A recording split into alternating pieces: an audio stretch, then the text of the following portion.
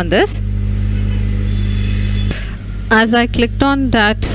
I have been redirected to this page, and in this I'm going to fill one by one. Before going, I have to let you know what are the visas are available in India: registrations visa, change of passport, change of travel mode, and visa extensions, new visa,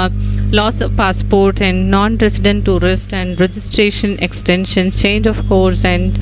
change of port, and return visa, NORI, additional places of visit, and police clearance certificate of PCC, and permanent residency status of PRS,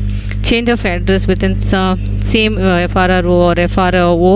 and change of institutional organization, conversions type, and work exit permit,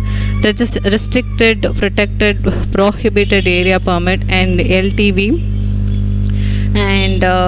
open for Pakistan and Bangladesh and Afghanistan nationalists. LTV extensions open for Pakistan, Bangladeshi and Afghanistan nationals, and non-residential tourist visa, permanent resident status PRS, LTV extensions, transfer RC and PR, RP, and transfer LTV,